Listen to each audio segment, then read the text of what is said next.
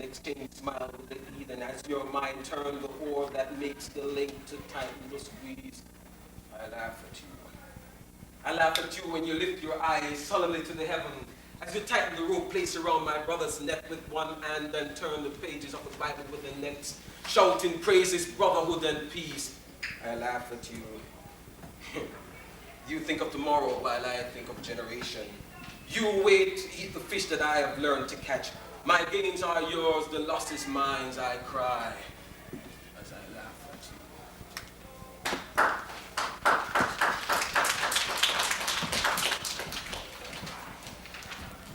This piece is called I Am the Poet. Basically, it's supposed to explain what I am doing and why I'm doing it. I am the poet. I am the poet. Living in my own times, creating my own rhymes, moving to my rhythm with a flicker of a pen.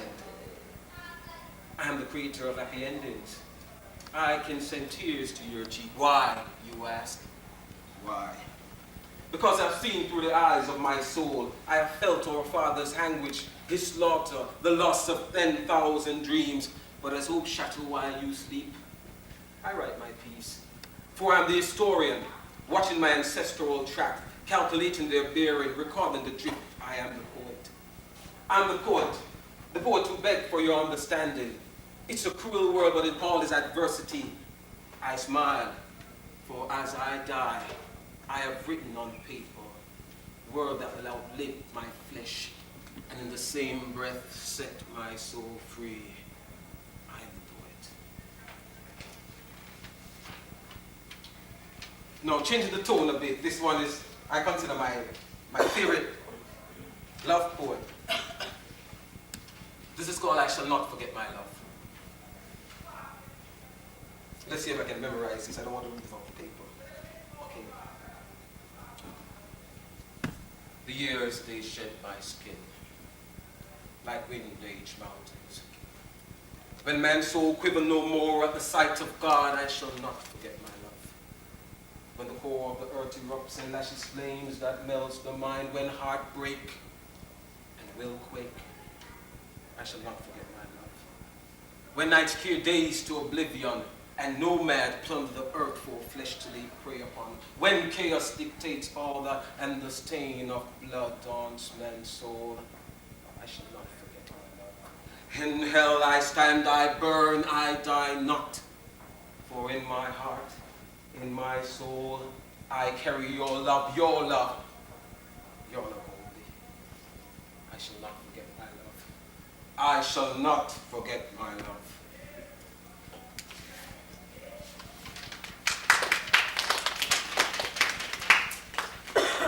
I wrote this piece for my daughter. It's called In Another Time. There will be another song, another morn, to kiss away memories of yesterday.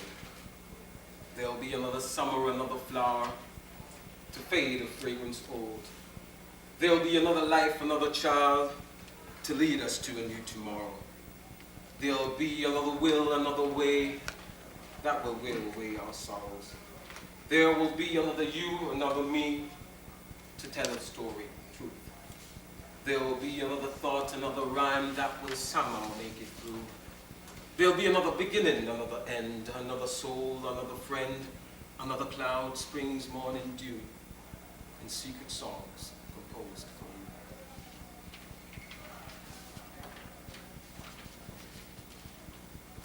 This piece is called Yesterday.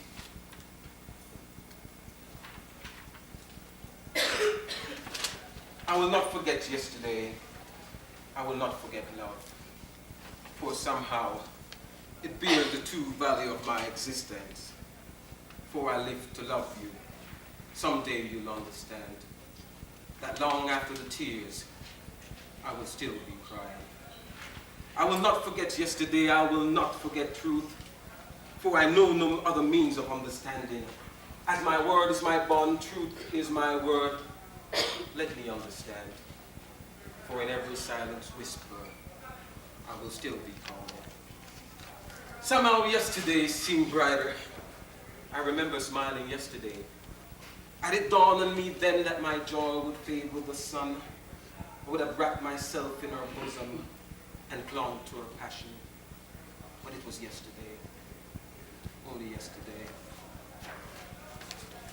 I shall not forget yesterday.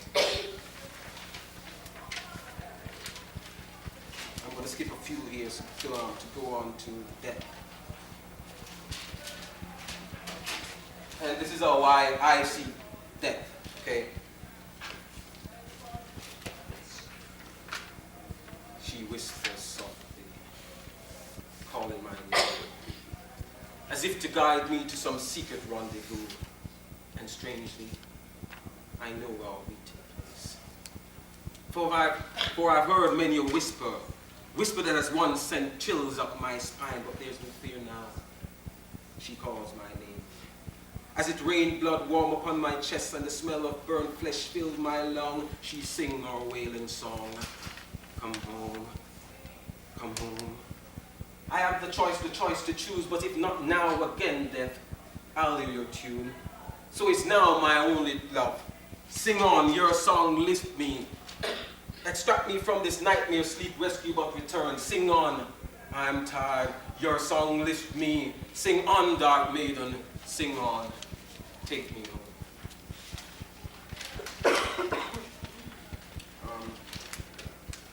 This is the last one. I wrote this a couple of days ago. It's called This Is My Duty, and it's still incomplete, so as I read through, I'll try to just join the missing links together.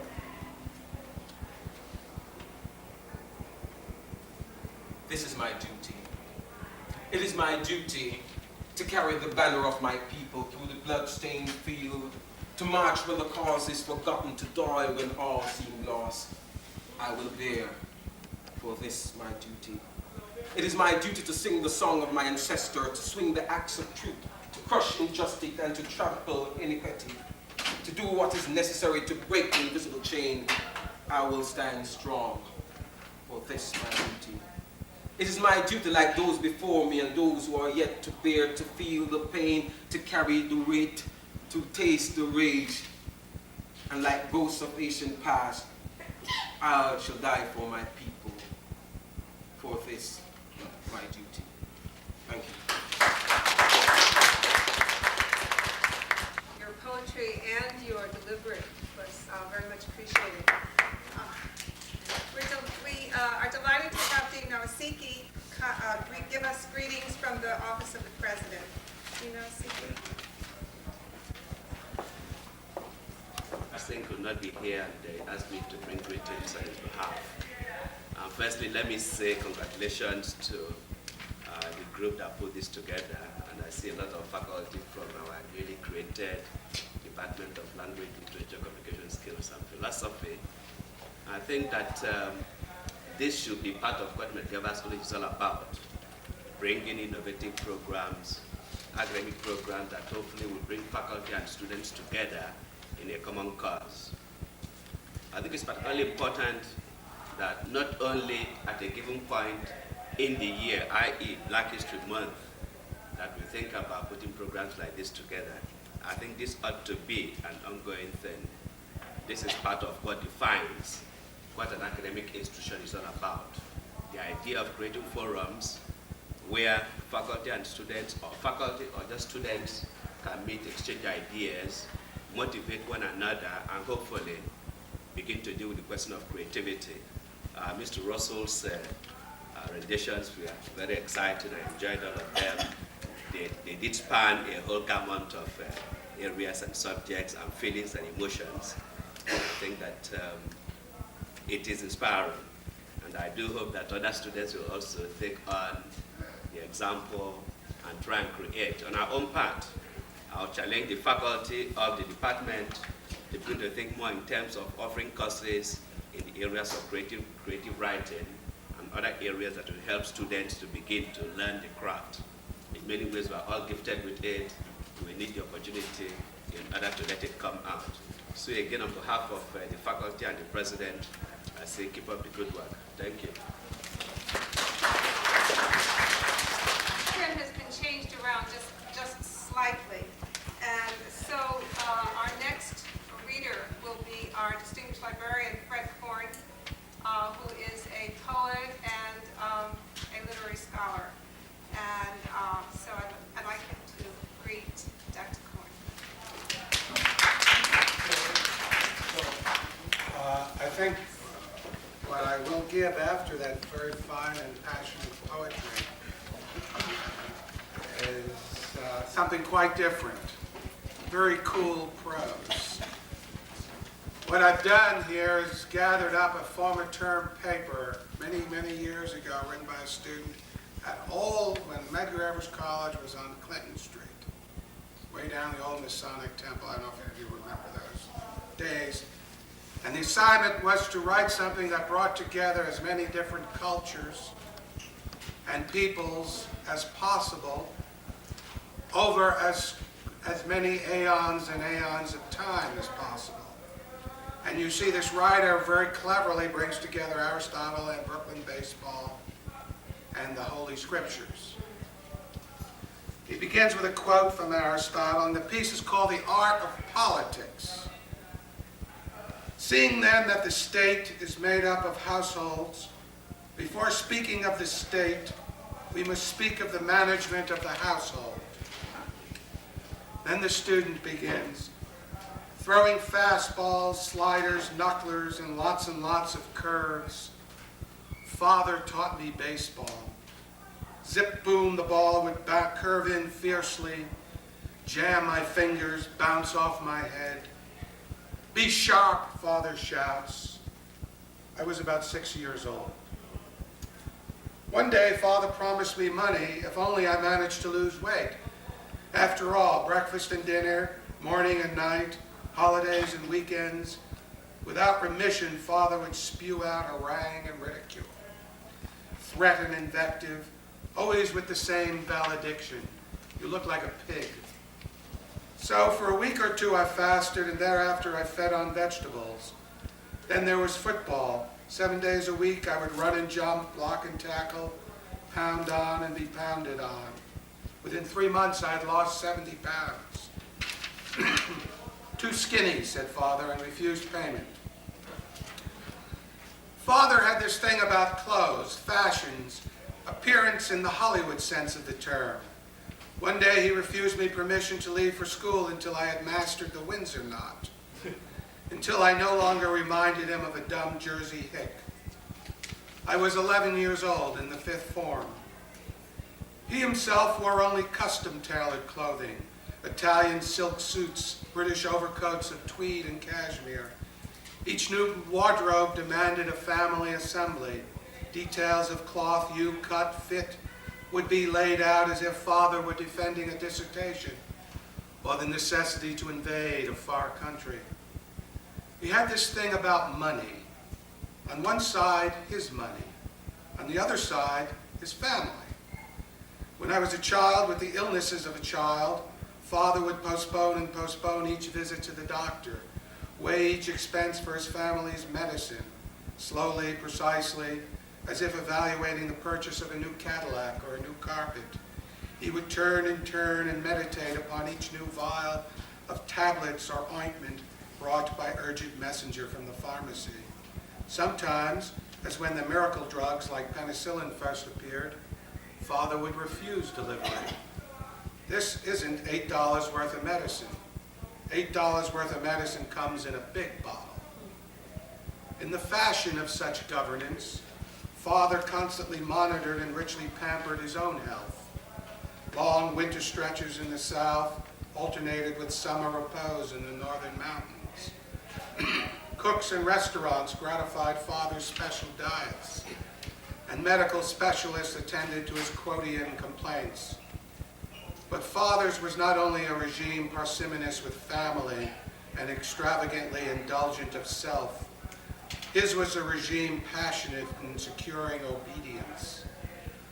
Obedience to decorums routinely humiliating and often inimical to well-being or even life itself. I learned to drive with farmers in the country. Look behind, now look left, now look right. Always signal well in advance, stick out your hand to show the guy behind what you're going to do. But in the city, Father took over. Don't wait at the light, the cops are never around. Pass on the right and then speed in front so you get ahead of the whole pack. Blast your horn, get 'em moving. The first time I attempted a left turn in the method of my father, that is, I used the car in front as a shield in order to sneak ahead of everyone else. The car in front crashed into a police car. Everyone else received 1 traffic ticket. I received 2 tickets, 1 extra for being a smartass. Actually, my father was not that unusual. Denise, the little girl around the corner, slept in the living room, a brother in the parents' bedroom. Every 3rd year, Denise's father bought a new Oldsmobile, and every 5th year, or in hard times 6, Denise's mother would send the kids to Grandma's while the living room was recarpeted and the furniture reupholstered. Always before, certainly during, and naturally after one of our annual national alarms, excursions, operations, actions, missions, when a manicured man would promise certainly, affirm no choice but to, demonstrate that we must, and then smile out upon us, I would recall my father and the fathers of my childhood. Yet when I was a child, I felt this only as peculiar to my family. When I was a young man, I thought all this a theology peculiar to the tribes who had gathered within the melancholy tundra of my childhood. He then goes on to argue Scripture, from Scripture, and, well, I'll just read this. It's an old student of mine. It's a sample from this. I'm especially happy to introduce the next reader, who is my friend and colleague, as well as being an instructor, professor here at the school, and a distinguished novelist who's just finishing her 3rd book and who's going to read from that book for us today. Dr. Elizabeth Sorrell. Thank you very much, Dr. Lewitt. I'm finding this book that I've just finished writing, I'm finding a little more difficult to read than anything else I've ever written. And that's because everything in this book is interconnected. It's like a maze that every chapter and every paragraph is interconnected. So you have to know what goes before to make sense of what comes next. So I'm going to try to do this for you in a few pages here. I'm going to read from the 4th chapter, which is about 7 pages. And just give you a little bit to get you to know what's happening. You're going to meet 2 women. You're going to meet Rosa. Rosa is a white Trinidad woman. She comes from a privileged family. She is married to a man called Cedric. Cedric is a mixed black man from Trinidad, and he comes from the peasant or working class. However, he is trying to move upwards, so he is working for an external bachelor's degree in Latin and Greek from University of London, which was pretty common at that time. The second woman you're going to meet is Zuela. She is a woman from Venezuela. In fact, she got the name Zuela from her Chinese husband, who went into Venezuela and took her out when she was 11 years old and married her at 14 when she was pregnant. Her father called her Hija, meaning daughter. And that is the name Rosa knows her by. When Rosa first met her, she knows her as daughter. And so you're going to hear her calling her daughter, but that's because how she knows. What you're going to learn in this chapter is what ended the friendship between Rosa and Zuela. You're going to meet them now when they are adults, but something happened to both of them when they were 11. They both saw something behind a hibiscus. The title of this novel is Bruised Hibiscus. And they both saw an event behind a hibiscus, and that is what you're going to find out here. All right. 2 things are important to understanding the story. The novel begins with something that historically happened in Trinidad. in 1954, an Indian doctor murdered his European wife. He disemboweled her, he stitched her back up, he threw her in the river, and her body washed on the beach. That's how my novel opens. And when this body washes on the beach, both Rosa's husband and Zuela's husband react to this body on the beach, and they react in the way Trinidad reacted to the body on the beach, which is the only way a man kills his wife is if she deserved it. In other words, she was fooling around, and it was a matter of honor to have murdered her. So when both Rosa's husband and Zuela's husband react to this murder, they both become conscious of a violence that they had suppressed. And that was the violence to kill their husbands. They never knew they had that. And when their husbands react, it releases for them for a moment this violence against their husband. And they both decide at different places that they were going to Laventil, which is a hill in Trinidad where we have the shrine to Our Lady of Fatima. They're going to go there to pray, to ask for a miracle indeed, to make them back the way they were. Passive women who could take this kind of stuff. The other historical fact that you're going to need to know for this novel is that there was a man called Boise Singh in Trinidad at the same time with Dalit Singh. He was a notorious murderer. I remember at 6 o'clock at night, all girls had to be home. And what he was famous for doing, he used to run racehorses, and he would cut out the hearts of women and rub them under the hoofs of their racehorses so they can run faster. True story. Whether he did it or not, I don't know, but it was true. And that's part of the story that keeps floating through this novel. And finally, the beginning of the novel makes a reference to Derek Walcott's poem, Laventil. Derek Walcott actually wrote a poem on this Laventil hill that I'm describing. And he compares it to Rio's favelas, where on the hill are the poor people, and in the valley are the rich. Okay, so here we go. Laventil, home of the shrine of Our Lady of Fatima. Laventville, the poet called it, town of tears. To go downhill from here was to ascend. He was not wrong. Yet to go uphill was also to ascend. To reach such splendor, it blinded the eye. For there at the top, the sun gilded the roofs of the shrine and the tiny blue and white chapel next to it, and made the blue of the blue sky bluer and the white of the white clouds whiter. And if one looked up, as always one was compelled to do, one followed the dazzling arc to a sea shimmering gold and silver on clear days, gray and still magnificent when it rained. One saw this from the top of Laventil, though one knew that there was more.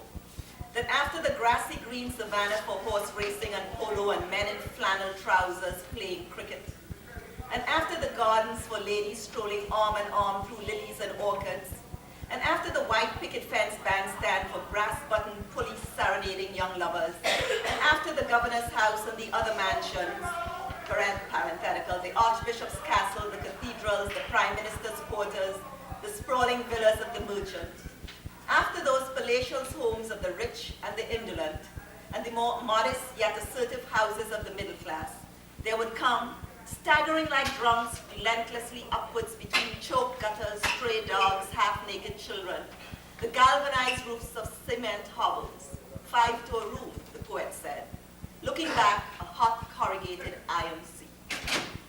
There, on the Sunday before Zuela and Rosa were to make their pilgrimage to the lady, on the very day a fisherman found himself the center of attention in Otaheite, the body of another woman was discovered.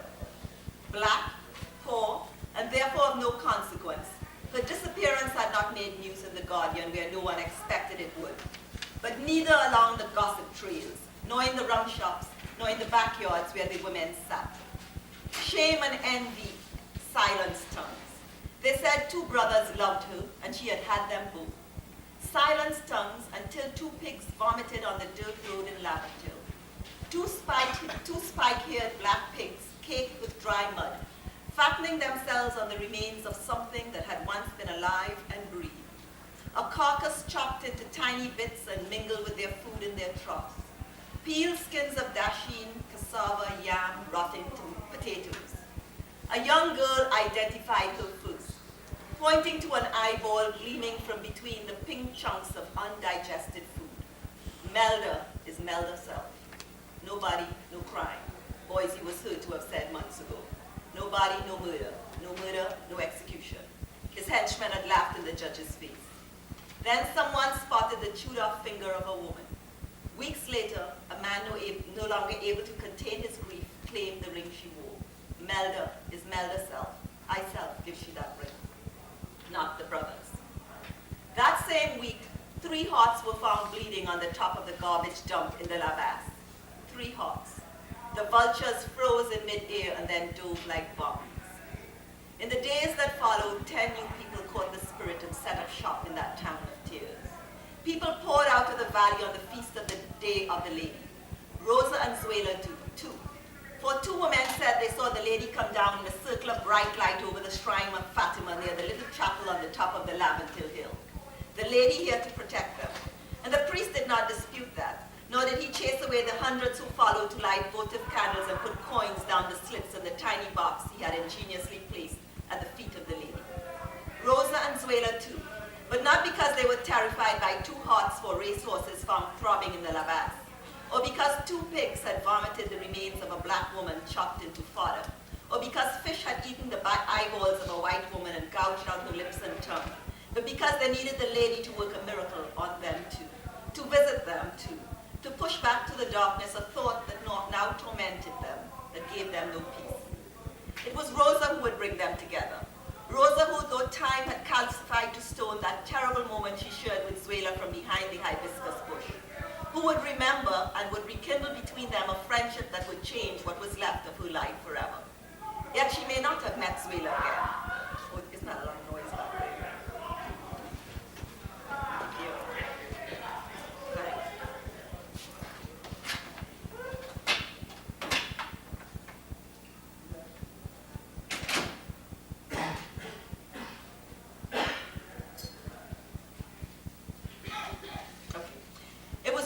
Bring them together. Rosa, who though time had calcified to stone that terrible moment she had shared with Zuela from behind the hibiscus bush, who would remember and would rekindle between them a friendship that would change with what was her life forever. Yet she may not have met Zuela again, may not have ever met Zuela again, probably would not, if her soul were not so tormented by remorse yet perverse satisfaction for the thing she had not yet done. If she were not so terrified yet morbidly elated by the possibility of doing it. If not so frightened by this wrestling of good and evil within her, she had not sought to shut out all distraction from the lady who could help her. If she had not thus forced herself in deep meditation of another mystery of the rosary, if she had not drawn her black mantilla down the sides of her face like a hood so that she did not see the lady's devotees part to the sides of the dirt road, she did not hear the thunder of footsteps racing behind her, she did not jump out of the way before the gaggle of uniformed school children tumbled her to the ground. Yet even then she might not have noticed the woman who stooped to help her out of the bramble of bushes. She might not, if not in that instant, jarred forcibly out of the sorrowful mystery of the rosary. She had not looked up, and her eyes had not caught in the eyes of the other woman, a sadness deep, penetrating, familiar, that sent her head whirling. One little girl, a string of pearls, a man with a pole. Another little girl, her eyes as sad as a woman. A girl, a woman child, switching her hips and laughing. That is nothing. Chinaman done do that to me already. She bolted to her feet, but the woman was gone. She squeezed her eyes shut and other pictures came, distorted, blurred, hazy, terrifying. She fought to focus them, but they slipped in and out of her mind in rapid succession, dodging her. Frantically, she searched for the woman, desperate to stop the sudden throbbing in her head, the collision of images falling now one on top of each other. 2, 3, 4, 5, 7 at a time, disturbing, unnerving, a memory, a past. She shoved her way through the masses of sweaty bodies thronging up the hill, pursued by that one split second of recognition, clear, precise, sharp, unmistakable, eyes she had seen before, known well before. Daughter, daughter, the sound as clear as a bell resounding in her ear. Daughter, daughter, her child's voice calling. The sharp points of the stones along the muddy road pushed against the soles of her shoes and bruised her feet, but she took no notice of them, nor of the women, their heavy bosoms bent to swollen bellies, their arms lost in white suds trailing down the sides of their wash tubs, who looked up when she passed, a hardness around their mouths that should have stopped her. Nor of the half-naked children in tattered vests streaming out of one-room houses behind her and the white-faced nuns singing, Hail Mary white ladies, full of grace white ladies. She barely heard them, nor did she notice the stone-still men standing before the doorway of their houses, legs apart, arms folded militantly across naked chests, turned tar black in the sun. She did not see these people from that town of tears who already knew that the rush upstream left nothing but rubble in its wake when it rolled back down again. Who knew that two brothers jealous about a ring on the decaying finger of a body of a woman two pigs had disgorged were not the ones who had chopped her into fodder, who were certain that such diabolical barbarity could only originate from the valley below. For everything was obscured in that tangle of photographs in Rosa's mind. Screened out too was the blaze that had sent her running to the lady for her cooling waters. Her fear of vengeance on Cedric, lost in that sudden clearing to a past she had made herself forget. Daughter, daughter. A little girl with skin as brown as sand. Through the wild hibiscus they had seen. Daughter. A little girl who lived with a woman who came on Fridays to iron clothes for her mother in Orange Grove Estate. A little girl who told her, that is nothing. I see that already. Chinaman done do that to me already. On the top of the hill she saw her, her faded yellow dress tight against a belly that rose like a balloon beneath her tiny breast. Her long hair pulled back from her face brown as a copper penny, eyes that stared steadily in her direction, questioning, doubting. She stood almost apart from the crowd against a sky indigo and magnificent, plunging heavily downwards to where speedboats played long, frothy white lines like sun rays against a glistening sea. Daughter? The woman squinted against the blinding sunlight. Daughter? She called out to her again, certain now. But the woman frowned, stepped back, then disappeared into a new wave of bodies crashing up the hill, the crest of the hill. Daughter, daughter, again she gave voice to the name, and the sound came back to her ears and unlocked the memories. They had pressed their faces into the hibiscus, she and the little girl. Yet long after the girl had turned away, she still remained, her cheeks bleeding where the sharp ends of the dried twigs had made wells down the sides of her face, her eyes snapping photographs. Click, click. The little girl pulled at her dress, but still she resisted. Click, click. Each frame meticulously detailed, each frame indelibly imprinted. Click, click. The little girl tugged again. She fought her. Red hibiscus fell from thin branches and turned blue in the dirt. Click, click. The little girl laughed. I see that already. That is nothing. Then the world went still. Chinaman do that to me already. Chinaman don't do that to me. Memory fused to stone and was sealed off in the horror of that possibility. Sealed off until the pictures returned years later with Cedric. She sprawled on the dining room floor, her panties to her knees, the ends of her skirt to her throat, Cedric thrusting, the smile on his lips indistinguishable from the other behind the hibiscus. His words the same. Beg, beg, you like it so, you like it so. Beg, beg. Then a truth more horrible confronted her.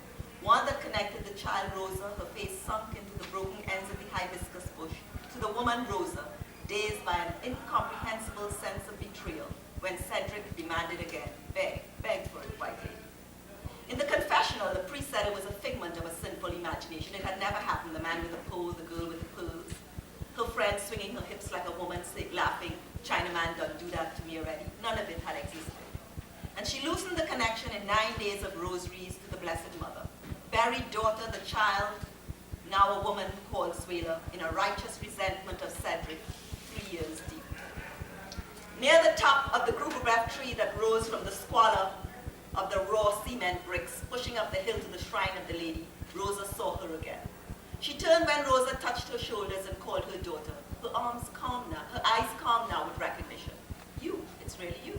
But she would say no more, not then in Laventille. When, Rosa pressed, I must speak to you, must. She stretched out her hand, feverish with desperation, but the woman pulled hers away. Not now. When?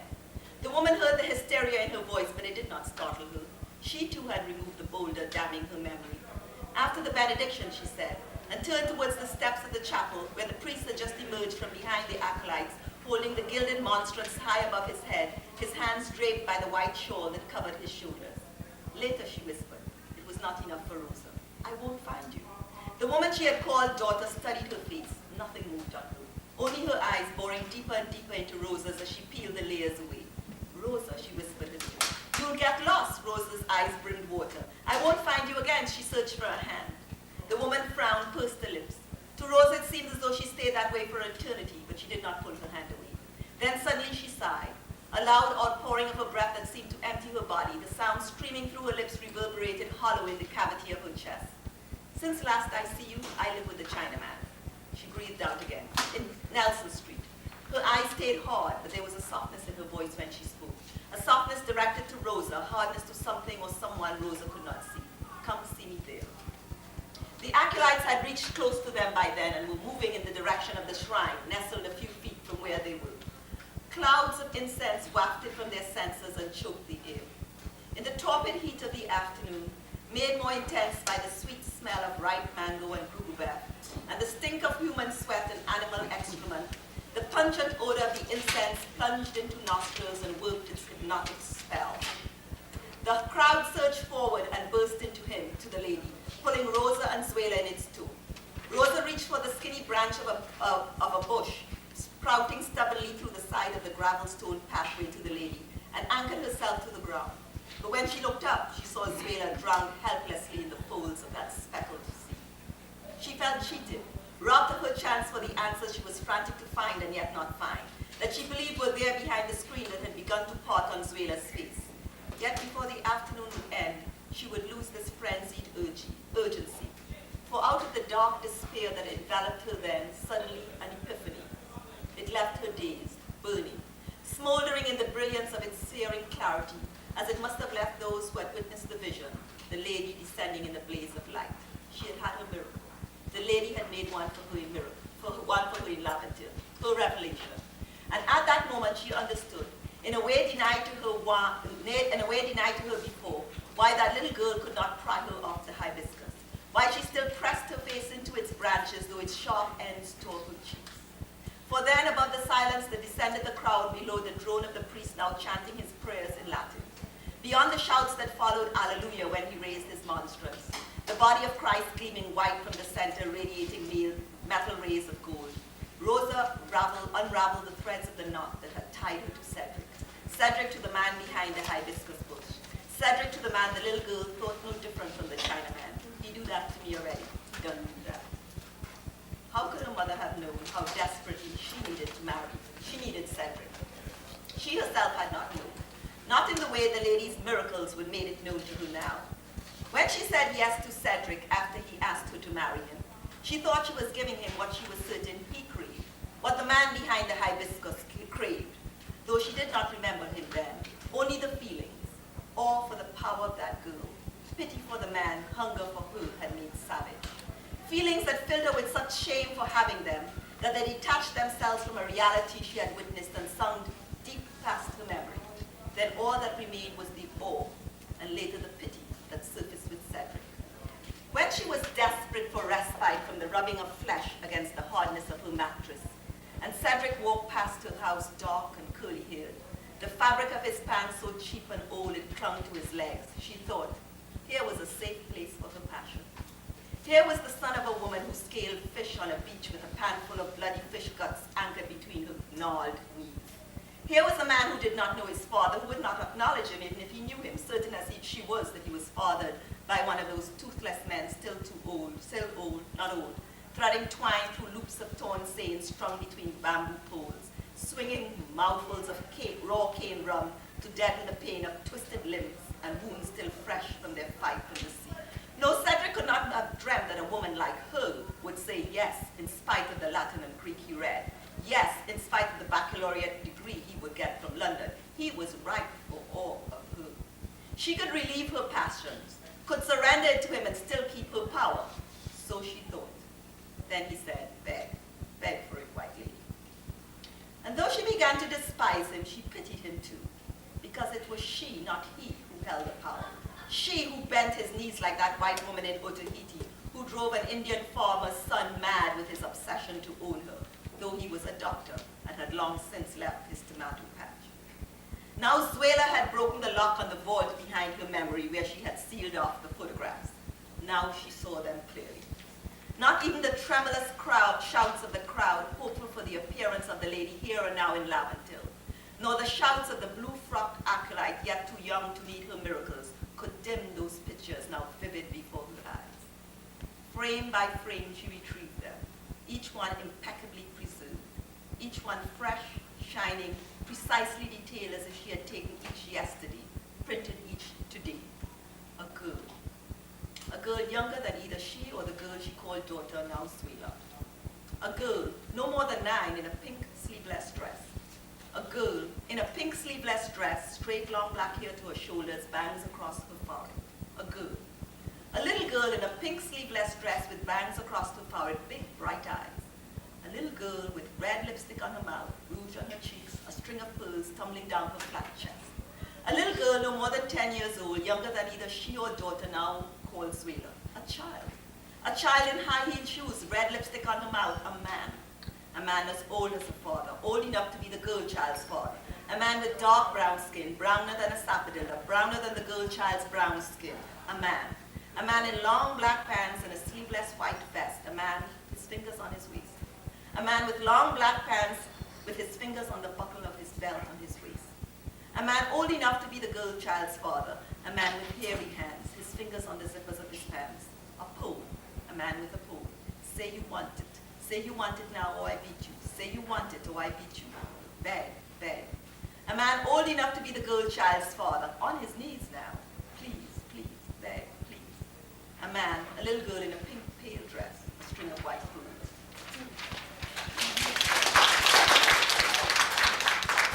We're supposed to have Dr. Bennett from the library give us some closing remarks. Dr. Bennett is apparently unable to come.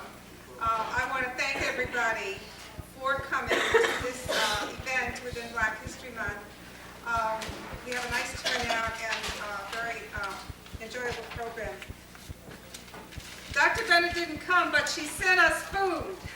So we have food, but it's not set up. So all I need is some volunteers. It's right down here, and we'll finish the celebration